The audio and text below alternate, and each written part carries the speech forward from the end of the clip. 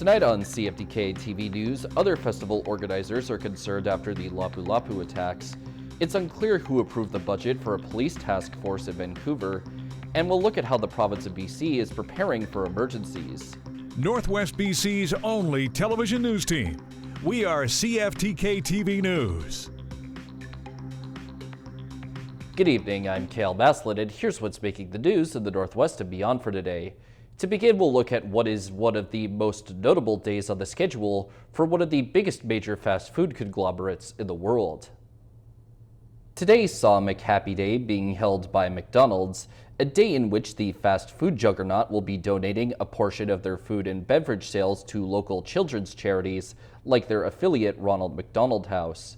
McHappy Day has managed to raise over $100 million in its now 3-decade-long existence that has supported many children and families in local communities throughout Canada.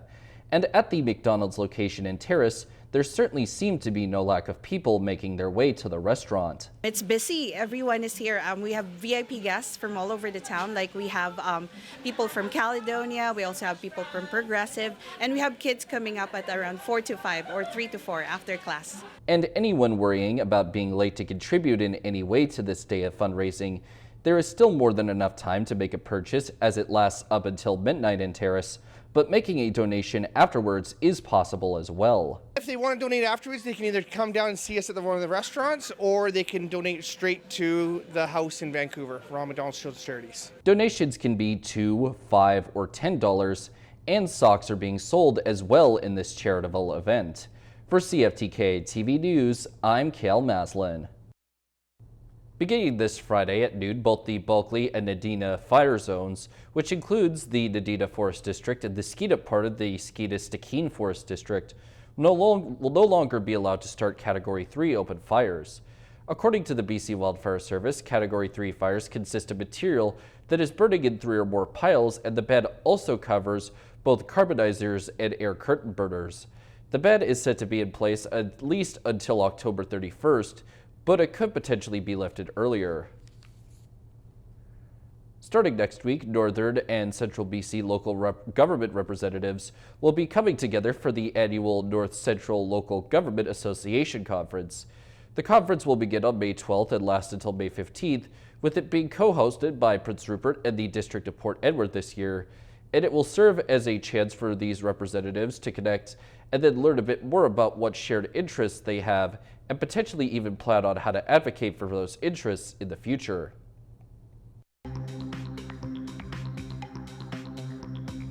Coming up next is an interview with a man who suffered great losses in the Lapu-Lapu attacks.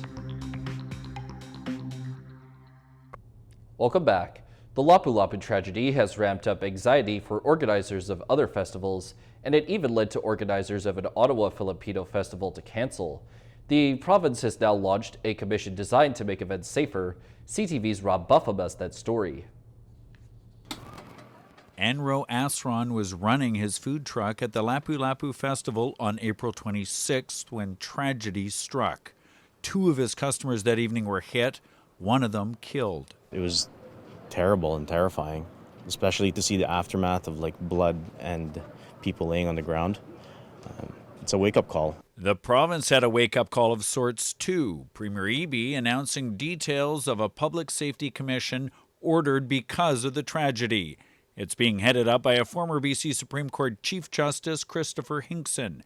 The recommended guidelines are expected back by June 30th. Best practices that are applicable that can be used by community event organizers across the province to maximize safety, but not retreat from the fact that we all have to get together and celebrate. We all have to get together and have a good time. The review will consider measures ranging from traffic control, event perimeter security, to deployment of security and access for first responders. Take a look at best practices around the world to have really good conversations with local decision makers and police officers about what that standard should be. Asron had his food truck set up in Victoria's Inner Harbor Wednesday, coincidentally right next to where Premier Eby made the announcement, and felt compelled to share his message. I told him that it could have been prevented. In the wake of Lapu-Lapu, another similar Filipino festival in Ottawa, set for the May-long weekend, has been postponed. Organizers citing logistical safety concerns and a sense of anxiousness in the community. The province says festivals should go ahead even before the review is done. Festivals are safe in BC, and this one incident we need to look closely at, but I want to assure everybody that the local law enforcement and the security planning are there for you. Asran says he's not deterred from attending future events, but will personally get involved in ensuring they're safe and is still having a hard time sleeping. I actually parked my truck in front of my stand just for that extra protection. So safety-wise, you know, I knew it was lacking, and that's where the guilt comes in. For the first time, we're hearing from a North Vancouver man who lost both his parents and his sister at the Lapu Lapu Festival. As he processes overwhelming grief, he's determined to create a lasting legacy for his family members who were killed that tragic day. CTV's Shannon Patterson reports. Originally from Colombia, Daniel Samper and Glitza Casedo immigrated to Canada 25 years ago and raised their 2 kids in North Vancouver. They decided to come here to give us a better future, more freedom. They also love participating in cultural events in Vancouver. Alejandro Samper was working, so he couldn't join his mom, dad, and sister at the Lapu Lapu Festival. Just after 8 p.m., he got a phone call from his sister's fiancé. And he was just telling me, get over here as soon as possible. Your parents, your sister, they're injured, but he didn't really specify how severe they were injured. Samper raced to the hospital where doctors were trying to save his sister Glitza. Very, very sad moment to see my sister so severely injured and literally die in front of my eyes. For hours, he had no information about his parents. With the help of my family, cousins, friends, we went to all the hospitals in person. We called everywhere. We found out that they were just transported to a funeral home. So I assume they died instantly. Samper has been leaning on extended family to process a loss that's almost incomprehensible. Whenever I feel like I want to give up on life, I think of my mom, and I think of my dad and my sister. I just think of how would they want me to think, what would they want me to do. He believes they'd want him to do good in the world, so he plans to use money from a GoFundMe to create a foundation in his family's name. I don't want people to forget. I don't want to forget them. So by helping others with their name, I hope to always have them alive in my mind, in my heart. And Samper knows his mother wouldn't want him to carry hate in his heart for the man who's been charged in the festival murders. It was so inspiring to see her forgiving people. So that is why I'm choosing the harder path, which is the love and compassion and helping others.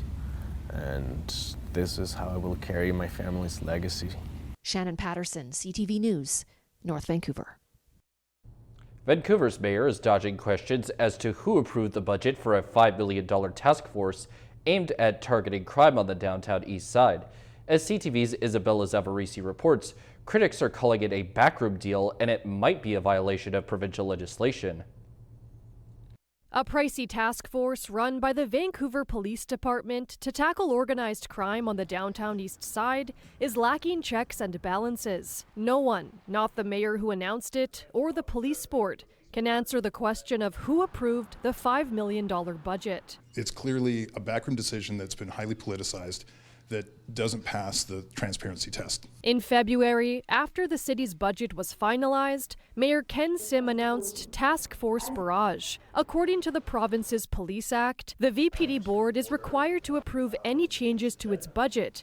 That hasn't happened. At the end of the day, the City of Vancouver, we do not run the police department. It's up to them, and then they have to go and, get their budgets approved. This is no different. CTV News asked the mayor twice, did the board learn about the task force through his announcement? Despite being a board member, he says he doesn't know. Look, I can't comment on what people knew and didn't know. You're asking me to comment on what 6 other individuals knew. I'm not in their mind. Former board member Faye Whiteman resigned last year, citing political interference. She believes the mayor is circumventing the board. I think the mayor would like to think that he's running the VPD out of his office. One professor who researches police boards says this lack of transparency could violate the Police Act. The board is supposed to be there for us. It's supposed to be transparent in their dealings, and they should want to get at this. Like, they should want to know why this discussion didn't occur by the time that it was supposed to, according to the Police Act. And if it didn't, and there's some backdoor things going on, then we have some violations of legislative kind of enforceable laws, right? The city says it has not approved the $5 million for the task force, and that it remains an unfunded pressure in its 2025 operating budget. Isabella Zavarisi, CTV News, Vancouver. And now we take a look at both your nightly and weekly weather forecast. On the north coast, tonight's forecast is most likely going to see a chance of showers and a low of 7 degrees, with the rest of the week being cloudy and rainy to start, but becoming a bit sunnier at the end of the week, while the high shifts from 10 to 14 degrees. In the Terrace-Kitimat area, the forecast for tonight expects to deal with a chance of showers, plus a low of 6 degrees, and the weekly forecast should begin with clouds and rain too before moving to some sunnier conditions, and a high that moves from 11 to 22 degrees. And in the Bulkley Valley and Lakes District, their forecast for tonight also should get a chance of showers, but with a low at 1 degree, and the rest of their week will consist of mixed sun and cloud days, and a high bouncing from 13 to 18 degrees. Checking out the highways now, visit Drive BC for the latest and up-to-date conditions, and as always, drive safe out there. On Highway 16, they have bridge maintenance, utility work, and road sweeping. Highway 37 has frost heaves, bridge construction, and road sweeping. Highway 37A is dealing with falling rocks between west of Biziadin and east of Stewart, and the Telegraph Creek Road has muddy sections. And this is what the roads were looking like this afternoon around the region from the view of the province's highway cams.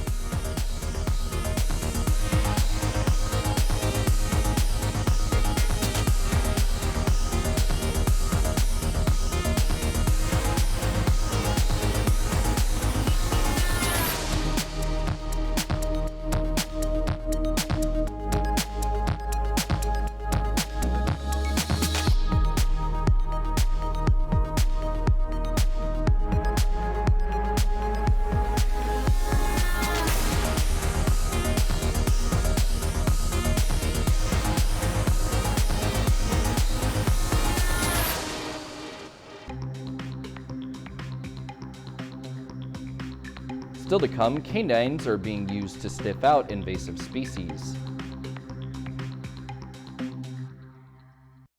Welcome back. As the province introduces new legislation to prevent boaters from bringing invasive mussels into BC waters, it turns out some canines are playing a big role as they're sniffing out aquatic species that can cause major damage. CTV's Michelle Bernoro explains.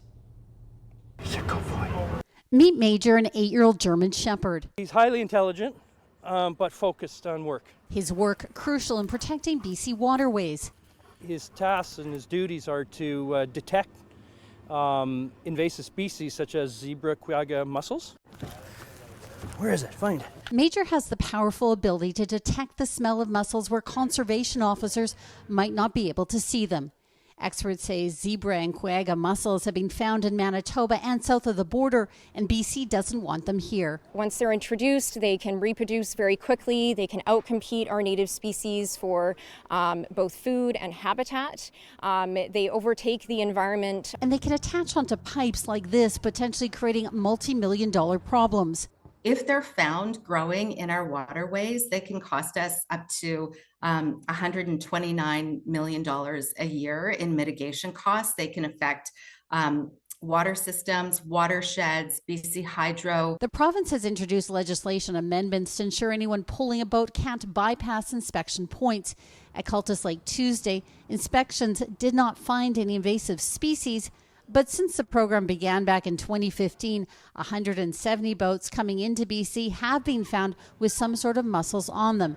And Major is one of 2 canines that have played an important role in some of these discoveries. It took about 18 months for Major to be trained to detect invasive mussels, but that's not all that he's been trained to find. Wildlife parts, firearms, ammunition, things that are involved in what we call poaching. All in a day's work for this highly valued canine. Michelle Bernoro, CTV News at Cultus Lake. Phones, radios, and TVs across BC were lit up with an emergency alert yesterday as part of a nationwide test. And while yesterday was just for practice, CTV's Craig Krause looks into how BC is preparing for the real thing. Any second now. An emergency alert hitting cell phones across the province, stopping most British Columbians in their tracks at 1:55 p.m. What does it say? It says right there, this is a test. Mine has not gone off yet. We're waiting for 2 o'clock to see. All part of a test to alert Canadians of immediate threats triggered by police or government agencies. So getting that urgent information to people is really important and helping them make decisions and stay safer in the times of emergency. Emergencies that BC's Minister of Emergency Management and Climate Readiness says includes flood and wildfire evacuations, along with extreme heat and earthquakes, things that have become all too common in recent years. It can happen anytime. Earthquakes that UBC professor and researcher Dr. Carlos Ventura says BC needs to brace for, as the big one could cause devastation. We always have surprises because an earthquake could happen in a fault that we didn't know it existed, or it wasn't active for 2,000, 3,000 years. Potentially creating what many on the West Coast fear the most. It's very hard to prepare for a tsunami. However, I think that we are in a really good situation. Improved early warning systems, critical for the safety of Vancouver Island. The big tsunamis that could come anywhere from the Pacific. If an alert came in, how much time would British Columbians have to get away? It really depends how far away the earthquake is. So, for example, if we're dealing something on the far side of the Pacific, you might have hours to get away, but if we're having something fairly close, it might be in the minutes range. Now, the province is preparing for a potential natural disaster in the future that would spark a legitimate alert. In the meantime, the next test will take place in November. Craig Krause, CTV News, Vancouver. With the average price of a home in Greater Vancouver topping $1 million, the thought of owning a tiny home may be appealing. But as one Ontario woman found out, there are rules and regulations around zoning where the smaller structures may not be allowed. CTV's Pat Ford has more. What was your dream when you wanted this? To live in the country, quiet life. Janice Smith of Pickering wanted to downsize her home and live in a rural area. That's why in the fall of 2023, she was interested when she saw an ad for tiny cottages on Instagram. It was small, it had no stairs, it came fully furnished. It was really nice. Countryside living, perfect. There were several locations to choose from. She picked a tiny cottage in Ancaster in Hamilton. She would have to purchase the tiny home and then lease the land it was on. It's a tiny cottage combination of a trailer because it does have wheels. You can pick it up and take it wherever you want it. She chose a tiny cottage with Resort HQ selling for $250,000 and gave the company a deposit of almost $55,000. She was supposed to move in last summer, but last spring she got a call with some bad news. The deal didn't go through. They were having conflicts with the municipality. The tiny cottages were considered illegal because they did not conform to zoning bylaws. A spokesperson told CTV News the City of Hamilton Building Division issued orders directing the removal of illegally constructed structures on the property. We spoke with Smith in the fall. She was told she would get a refund of her deposit and receive 22 post-dated checks, but they all bounced. These are all the NSF, every single one of them. We reached out to Resort HQ on Smith's behalf, and the owner, Joe Accardi, told us it has never been a question of returning the deposit or not. It will be returned. 4 months later, Smith says she has still not received her refund. Nothing has come to me, no information, no funds, nothing. Resort HQ said it was taking legal action against the City of Hamilton regarding the zoning issue. As for Smith's deposit, Accardi now says the newest timeline to get you paid back is 6 to 9 months. Smith remains concerned, and her plans to own a tiny home are now on hold indefinitely. Pat Foran, CTV News. And now we turn our attention to how the stock markets are looking as of today compared to yesterday. The Canadian dollar is down 43/10 of a cent. The price of gold is down $79.60. Oil is up $2.16. Natural gas is down 1 cent. Aluminum is down $39. In Toronto, the TSX is up 92.88 points. The Venture Index is up 11.78.